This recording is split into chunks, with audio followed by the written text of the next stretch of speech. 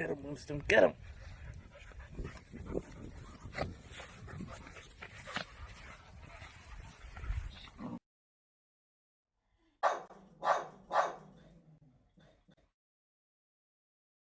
Hey guys, thanks for joining us. Today's episode of Healers and Herders is all about activities you can do with your pet to eliminate boredom and improve your relationship with your dog.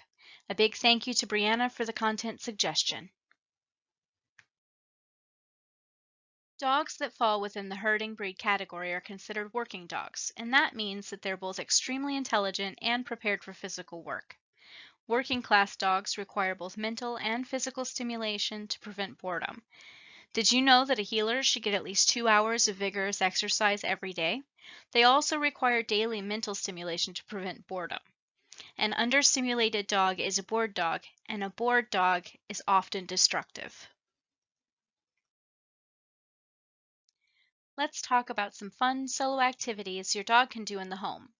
Puzzle games, snuffle mats, chew toys, and Kongs are all great ways to keep your dog entertained, and aside from some setup, these don't actually require your continued participation. All of these can be purchased at your local pet store or from online retailers. However, if you don't have access to them, there are a few home hacks that you can use to create your own. If you don't have access to puzzle games, you can put some treats in a muffin tin and cover them with tennis balls. You can also use stackable Tupperware as a puzzle game by hiding treats in each level. You can even place a treat on the floor, a hardwood surface is best, and place an overturned plastic bowl over the top of the treat. Snuffle mats can be expensive to purchase, especially if you don't know if your four-legged friend will even enjoy playing with it. In place of a snuffle mat, you can place a crumpled blanket on the floor and hide treats inside the folds of the blanket. Chew toys and Kongs are great for occupying your dog's time, but if you don't have one handy or can't get to the store to get one right away, you can always put some treats or kibble inside of a clean and dry soda bottle or water bottle. In keeping with our solo play theme, there are a few activities your dog can do outside without your participation as well. Tetherball is not only a great game for people, but dogs love it too. Honestly, most dogs love to play ball in many different forms. The herding ball is another toy that can give your herder entertainment and exercise, though this may require a fenced yard to use.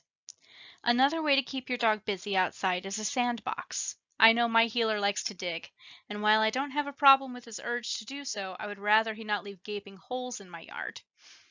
Burying treats and toys in a sandbox and encouraging that his digging happens in the sandbox gives him an outlet for some of his excess energy and saves my yard and flower gardens. Now let's talk about some activities you and your pooch can do together indoors. Obedience and trick training is one of the best ways to mentally stimulate your herder.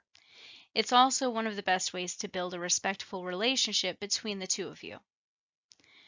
It's best to start with basic obedience commands like sit, stay, come, up, down, and lay. Then move to more in-depth obedience commands such as place, take it, drop it, and leave it. Once these are mastered, you can move on to trick training like high five, dance, crawl, and shake. I've only listed a few commands here, but there are so many different things that you can teach your dog to do. Hide and seek and tug of war are some other great indoor activities you can do together. Tug of war is pretty self-explanatory, but if you're using a rope as your tug toy, make sure to keep an eye on the wear and tear. If the rope starts to fray, it is time to replace it. Don't leave your pet unattended with a rope, especially if it is fraying or if your pet has a habit of pulling them apart. Swallowed rope pieces can cause intestinal blockages, which can be painful for the dog and can require surgery to correct. Hide and seek is a fun game to play with your dog. Before you start to play this, your pet will need to have mastered the commands sit, stay, and come. Start teaching this game by hiding in obvious places where you can be easily found. Always treat and/or praise when your dog finds you. As your dog improves at the game, you can always hide in more difficult places.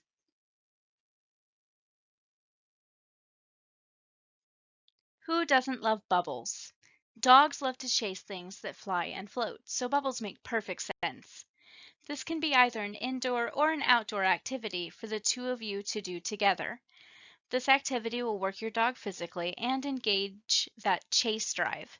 You can even make your own bubbles at home with a quarter cup of Dawn and a half cup of water to make a single batch of bubble solution.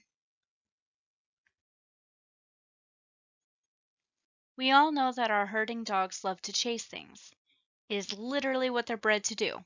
So a game of Chase the Treat can be a great exercise for your pet and great fun to watch. For this game, you will need a remote control car. Walmart carries some for $10 and up. Once you have the RC car set up, stick a larger treat in it and send it off. Give the car a few seconds head start before releasing your dog to chase and retrieve the treat. Retrieve it and clean up are two skills your dog can learn with some patience and training. Both of these give your dog a job to do, which is great for that mental stimulation that they need. Did you know that high intelligence dogs, such as heelers and herders, can learn up to 250 words? Retrieve it relies on your dog's ability to learn and apply different words to specific objects. Have you ever seen those videos of the dog that can bring a can of soda or a newspaper to their human? Retrieve it is how they learn to do that. To start the training for this, your dog will need to know either the touch command or the take it command. Start with only one item at a time, such as a ball or rope, and use the command touch rope or take rope, and then treat when they get it right. Once they are getting it correct regularly, add a second item. This may take some time for your dog to figure out, and it is very important to stay patient and don't get irritated as the process continues. Cleanup is an amazing skill for your dog to learn. I don't know about your dogs, but mine pull every single toy out of their toy box and leave them strewn across my living room and sometimes my kitchen.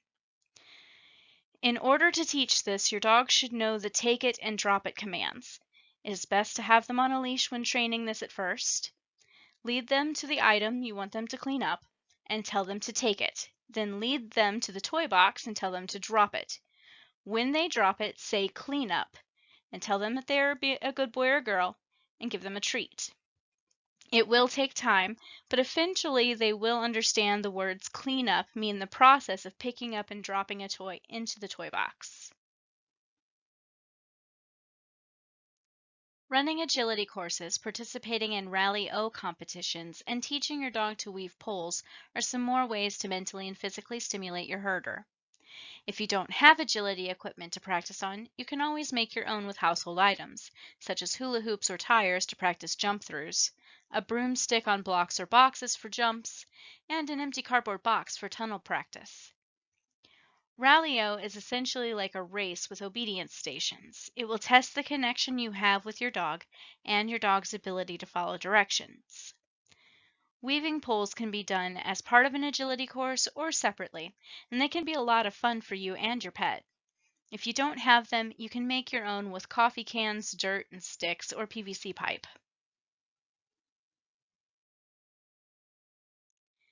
The Flirt Pull is one of the most useful and enjoyable tools you can use with your herder. It is an amazing tool to engage the prey drive of your dog, and it's not only an entertaining way to play, but also engages the mind and body. If you don't have one, you can make one using a stick or old fishing rod, some rope or cord, and a stuffed toy or a chew toy. Some other fun outdoor activities you can do include swimming, water games, frisbee, fetch, dog parks, hiking, and biking. There are many things you can do with your healers and herders to keep them mentally and physically active. I hope this list has given you some new ideas in how to work and play with your dog. We have a challenge this week. Use the comment section below to tell us about your herder's unique quirks and any funny stories that go along with them. You can also vote for your favorites by clicking the like button in the comment. The top 3 will be featured in one of next week's videos. Thanks for watching, guys. If you liked this video, make sure you click the thumbs up and subscribe.